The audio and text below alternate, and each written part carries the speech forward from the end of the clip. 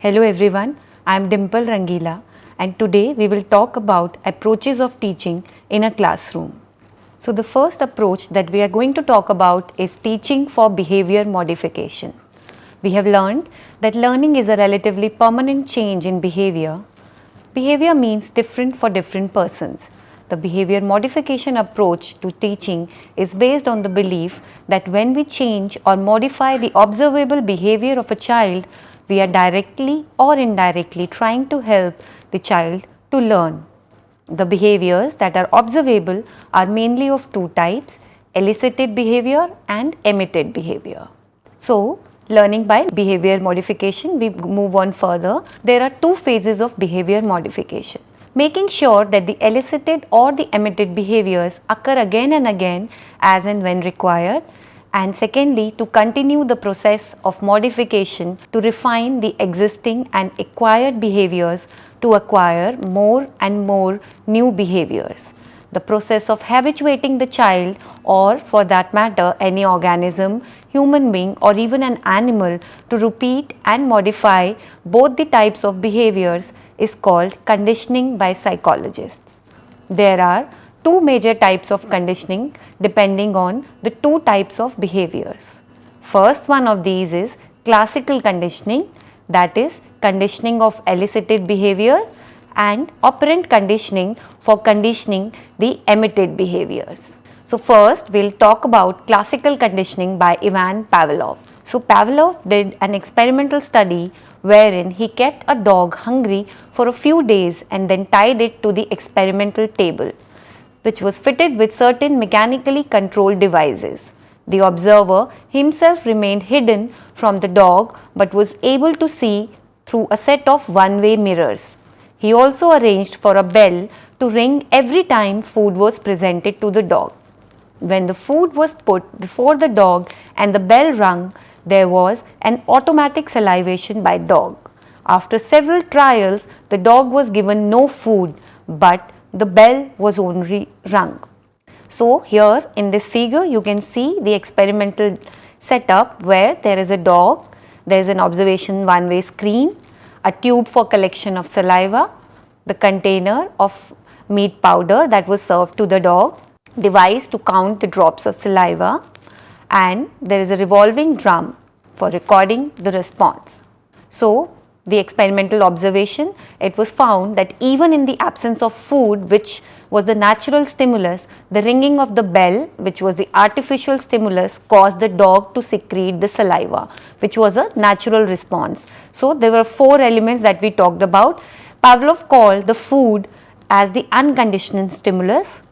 The response to it, which was the saliva of the dog, was the unconditioned response. The bell that was rung, that was called the artificial or the conditioned stimulus, and now the saliva was the conditioned response, because the dog was salivating even after listening only to the bell and even before the food was served to the dog. So here you can see that before conditioning, when the food was there, seeing the food, which was the unconditioned stimulus, the dog gave the response by salivating, which was the unconditioned response. Then a bell or a whistle was introduced, which was a neutral stimulus that led to no salivation, so no unconditioned response. During condition, after every time the bell was rung or the whistle was blown, then the food was served. So the dog responded by salivating. This he called as the unconditioned response, and after the dog got conditioned to this, only the ringing of the bell or the whistle, which was a conditioned stimulus now, led to a conditioned response of salivation by the dog.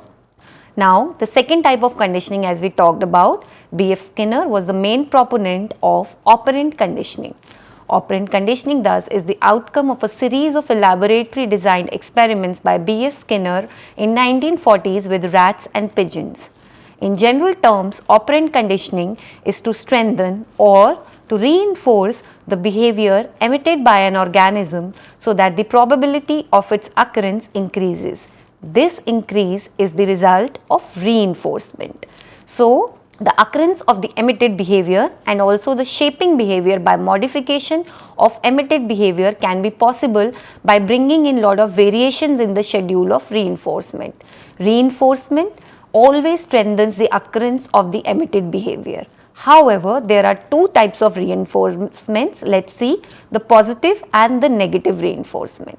Positive reinforcement or reward involves the presentation of a pleasant stimulus followed by an emitted behavior which strengthens the occurrence of the behavior. So, any behavior that we want to be repeated again, we use a positive reinforcement. For example, whenever a teacher smiles at the students, says something pleasant to them, praises them for their work, assigns them good or high grades, he or she is using positive reinforcement. Negative reinforcement occurs when removal of an aversive or unpleasant stimulus following an emitted behavior strengthens the occurrence of the behavior.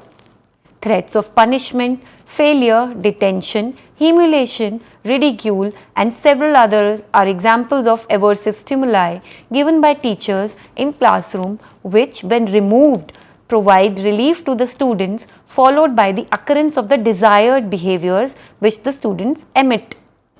The teacher has to realize that punishment is not reinforcement. Punishment is inflicted either by presenting a painful stimulus or by removing a pleasant stimulus which invariably cause a lot of hurt and painful feelings both physically and emotionally to students. So, we talked about the positive reinforcement, that is making a behavior stronger by following the behavior with a pleasant stimulus. Negative reinforcement, making a behavior stronger by taking away a negative stimulus. Punishment, the negative punishment is reducing a behavior by removing a pleasant stimulus.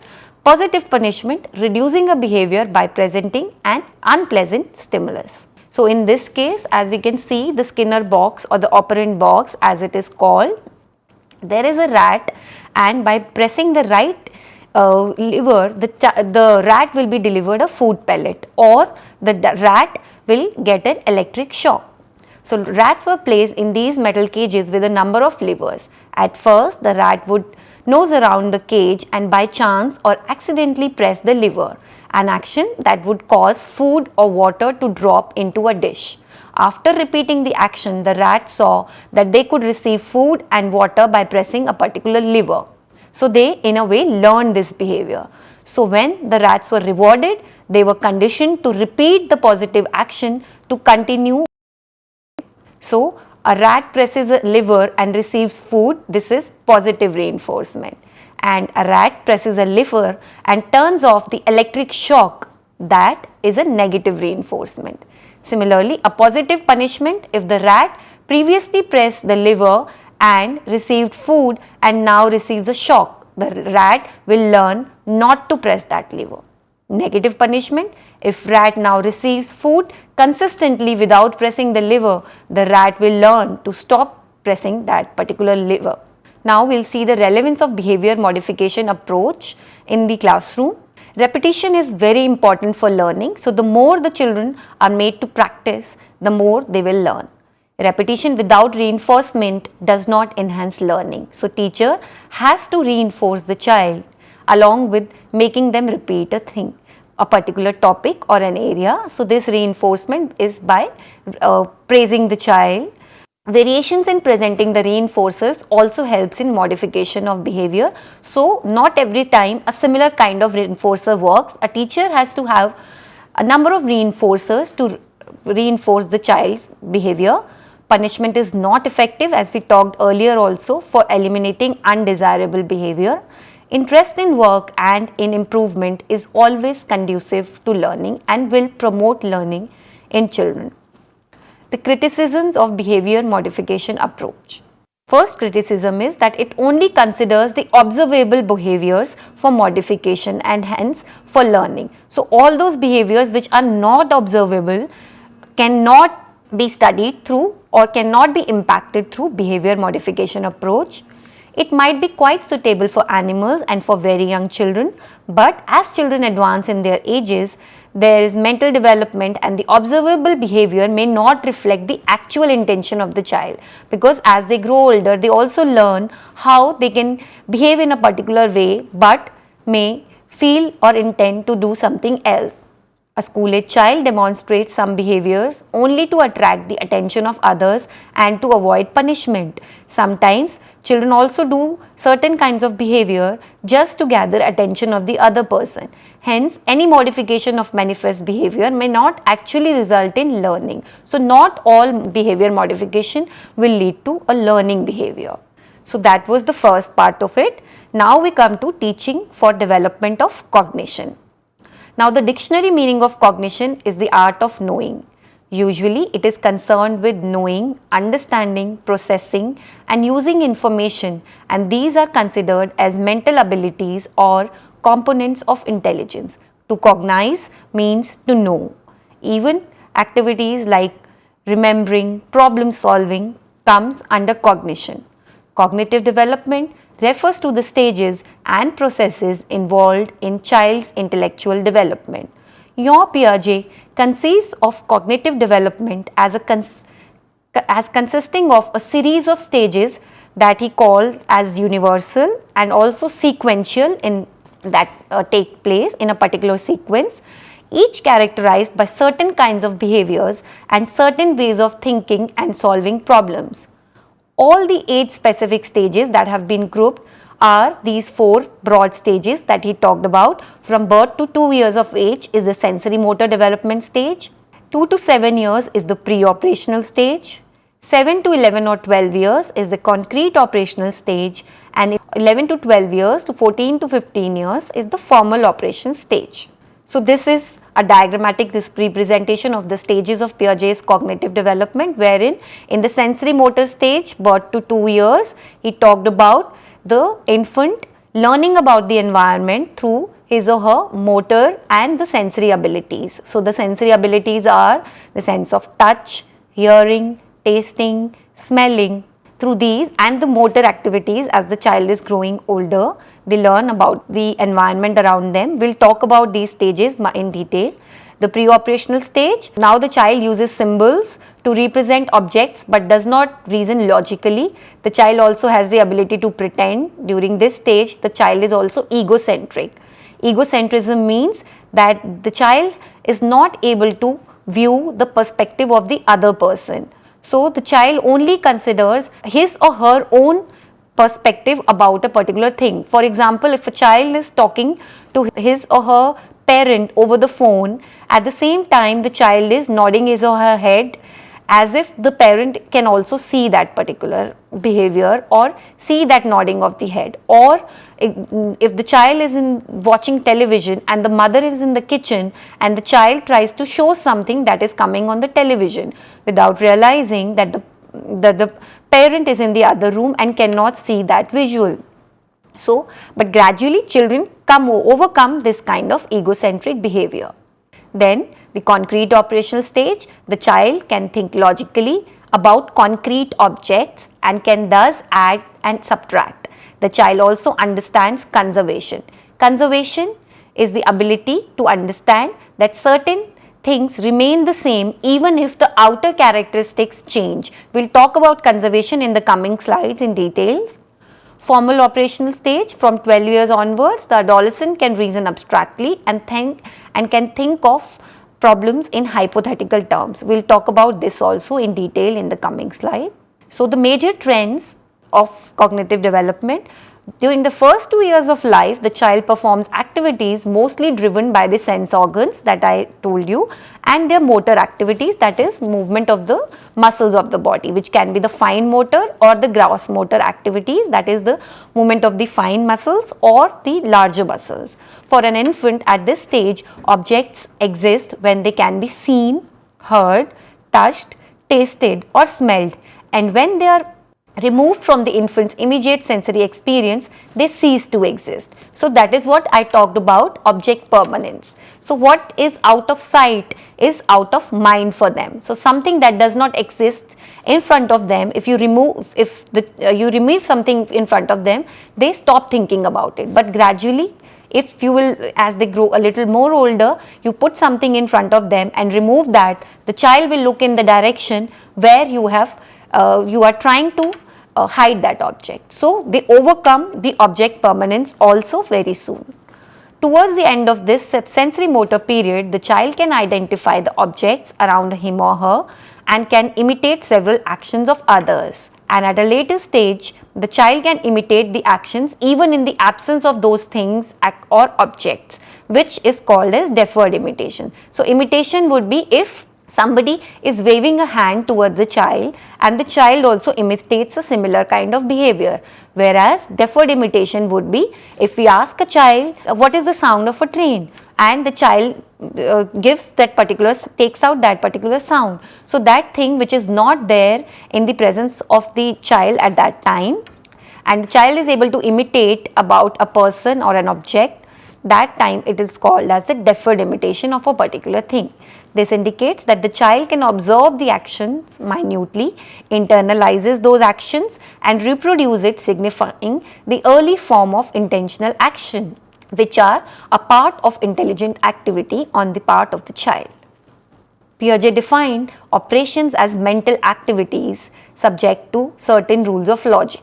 According to him, operations in true form do not appear before the age of 7, but with development of language ability, the child tries to reason out in a crude way during the pre-operational period or the second stage of the cognitive development. It is during the concrete operation period, that is from 7 to 11 or 12 years of age, children make a fundamentally important transition from a pre-logical form of thought to logical thinking that apply to real concrete objects and events. Three important mental abilities that develop during this period with manipulation of concrete objects and events. They are conservation, classification and seriation. Let's take up all these three.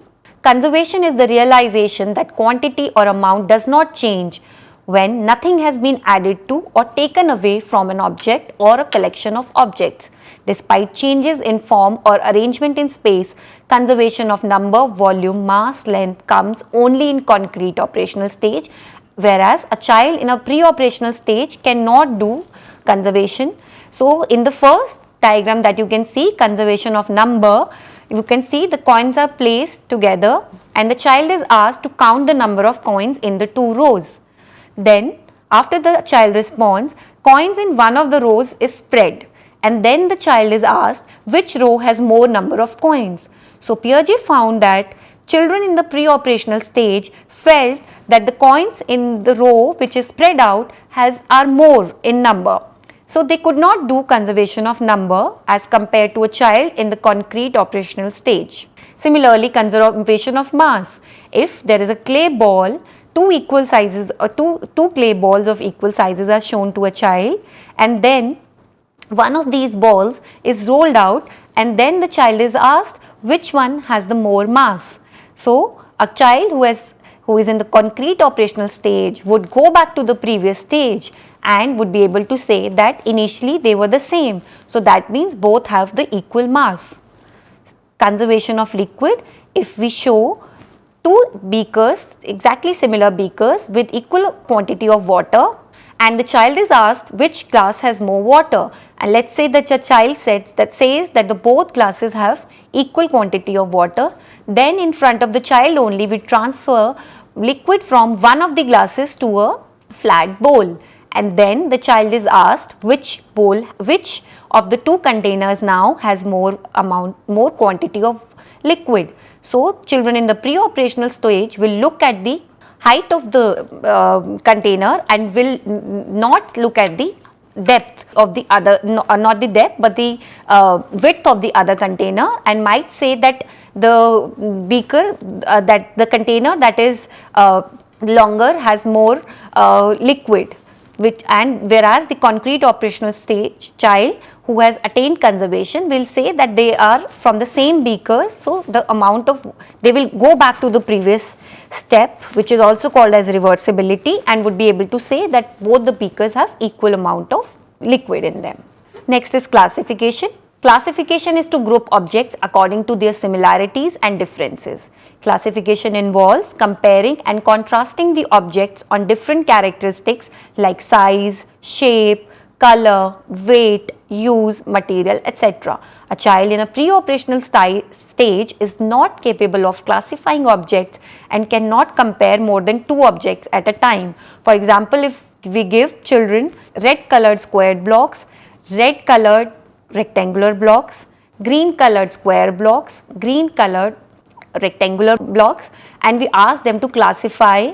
So they will be able to only do classification as per at 1 to 2 different classification criteria, whereas a child in the concrete operational stage would be able to go in a sequential manner and would be able to classify the object as per size, shape and multiple variations. Seriation is the ability to arrange similar objects in a definite order, either in the increasing or the decreasing order. So, a concrete operational child becomes better at seriating objects if we give it to them to arrange in an increasing or in a decreasing order. The child will go in a step by step sequence, will either pick out the biggest or the smallest of the object.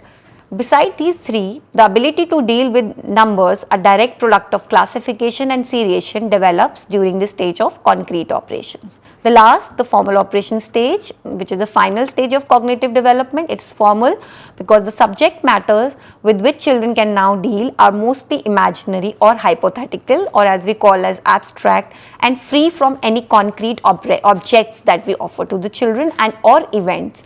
The thinking process at this stage involves propositional reasoning. For example, if we ask the child if A is greater than B and B is greater than C, then what is the relationship between A and C? So, such problems involving abstract and propositional logic can be solved by children in concrete, and even formal operations children will be able to solve the even complex operations than these. They will also be able to do hypothetical deductive reasoning, wherein if we pose a particular problem in front of them, they will first think of all the possible solutions to that particular problem and then deduce the best possible alternative by weighing pros and cons of all the solutions that they could have adopted and give a final answer or a solution to the problem that has been posed in front of the child. So, after Piaget's theory, another theory is by Lev Vygotsky, who was a famous Russian psychologist, and he stresses the impact of culture and language on cognitive development. With intensive interaction with the elements of culture and a healthy language development, we become capable of higher mental functions which are involved in thinking, reasoning, remembering and so on.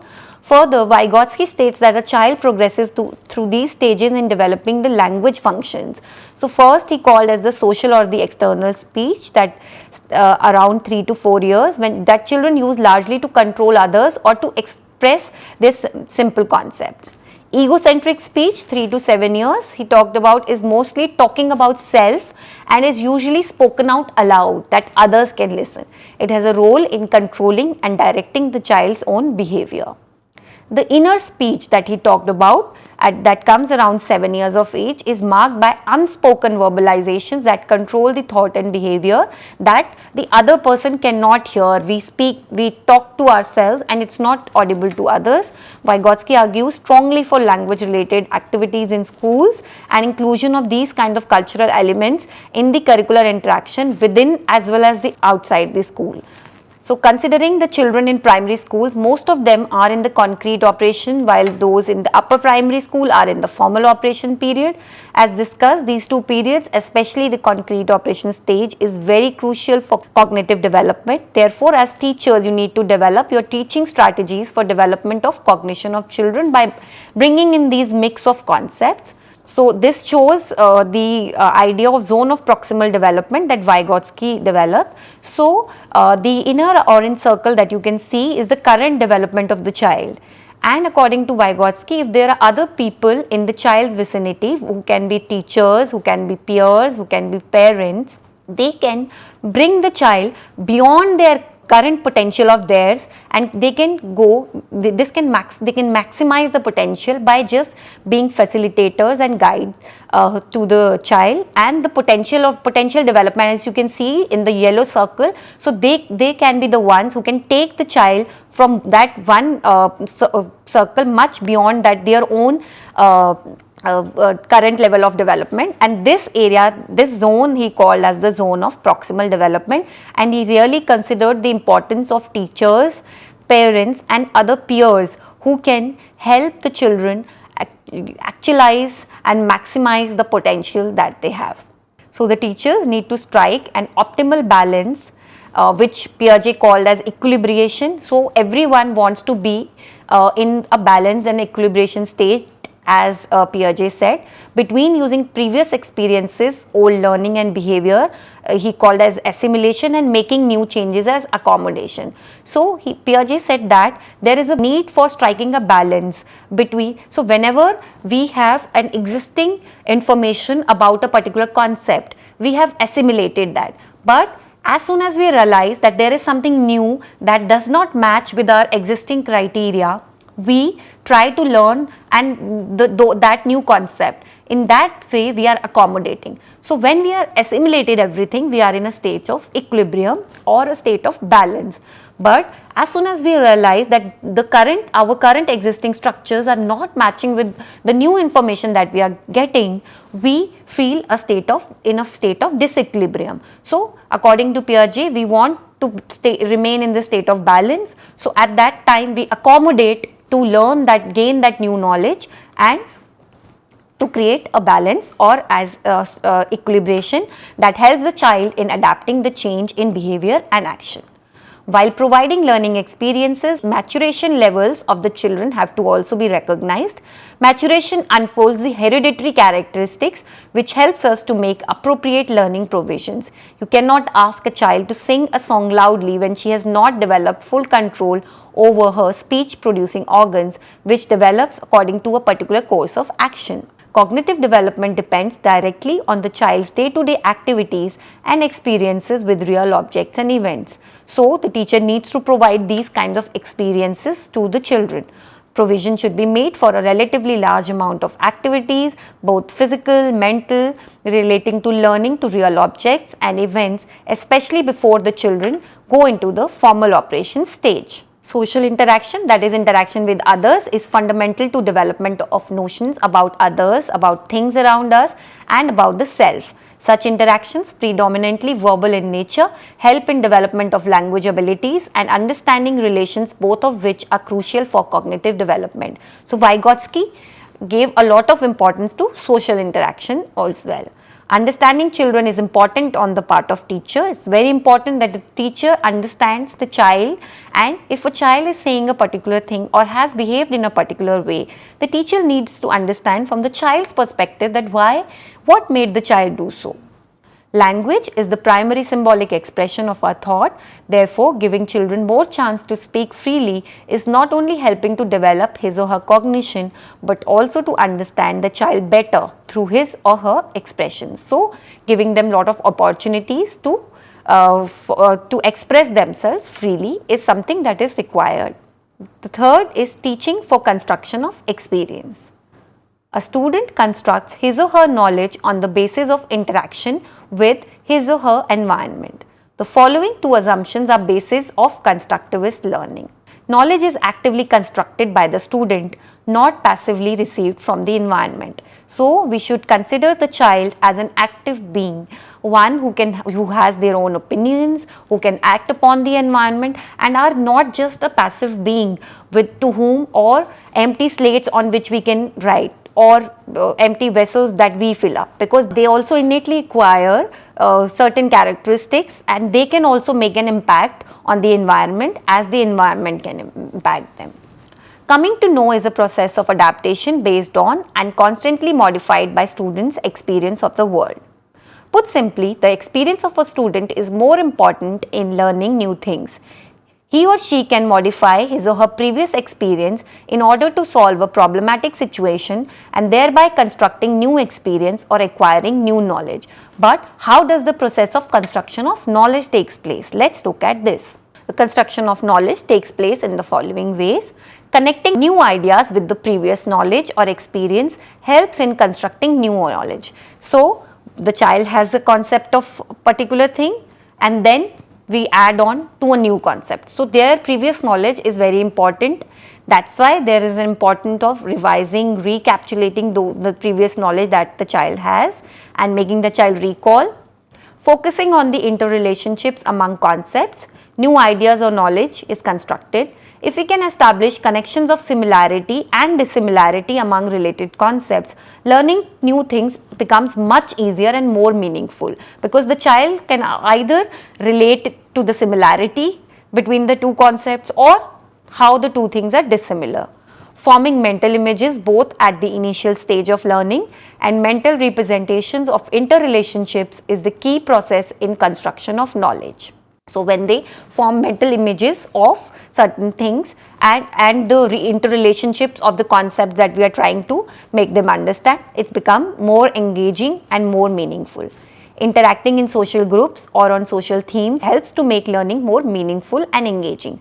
Social interaction makes the students realize the different real world problems. He or she during that may ask questions, responds to others, reflect on the problem, gains multiple interpretations of the problem, what are the perspective and viewpoints of other children, and finally has an overall mental representation of the problem which he or she tries to solve mentally. As a result of the mental representations of the different aspects of the problem, solution emerges, signifying new construction of knowledge. Let's look at the role of the teacher. Facilitating students in their efforts to learn without directly instructing them on any new concepts. So, the teacher as a guide or as a facilitator is very important. Being sensitive to the previous experiences, we have talked about this previously as well, so that it can be related of each and every student in the class. Providing authentic tasks with the experiences which are from the real world, and as we talked about, these have to be contextual and based on a particular situation that is relevant to the context that the child is in. Providing as many materials and experiences from the immediate environment as possible. Manipulating materials and events so that the students can gather more experiences. Providing real world context based learning environments rather than predetermined instructional sequences for making learning more realistic, relevant and contextual, because then the learning becomes more meaningful. The child is actively engaged in the processes and activities that we are doing. The child has an active agency, the child has a voice, and thus the child can go through all the steps of a particular situation that we want the child to go through. Or if they are not doing an individual activity, they are doing a group activity, then also the whole group, it leads to collaboration, peer learning, peer tutoring. They talk to each other and discuss collectively as to how to solve a particular problem. Focusing on realistic approaches to solve real world problems, providing and encouraging the students to come out with multiple representations or alternative solutions when engaged in solving a problem. This can also be done by, for example, if we give a story to we narrate a story and we did not tell them the ending of the story, and we make the children guess how would the story end. So, every child will have a different interpretation of the same. Allowing students to ask questions, encouraging them to raise intelligent questions, and even if a question is not very intelligent question, then also the very fact that the child is able to ask you questions and has been able to think about those questions is the first step to raising intelligent questions later on. Fostering reflective practice, encourage children to only raise intelligent questions. It indirectly puts pressure on the child to think reflectively. Supporting cooperative and collaborative learning, as I said, that if it's a group activity, then children will be involved in give and take, cooperation, sharing, collaborative learning, and they will also take the other child along with them while they are moving ahead in the particular task. Connecting the activities in the school with those outside the school. So, this is also very important, that there should be a link between the activities that they are doing in the school and the activities that are outside of the school, because learning cannot be split as that this concept is only relevant for school. There are the concept they should be able to relate in real life situation also. There also they should be able to solve that particular problem. Encouraging self-analysis and self-assessment of their learning progress. So, let them also think and reflect, introspect on how they have done a particular activity, how it could have been done in a different way by self-assessment and self-analysis. So, we talked about the changing role of a teacher who is an expert and a knowledge transmitter to a facilitator, coach and a contractor. These were the different ways that can be used in the classroom. So, we talked about teaching for behavior modification by using behavior modification approach, teaching for development of cognition, and teaching by construction of experiences and knowledge construction. Thank you.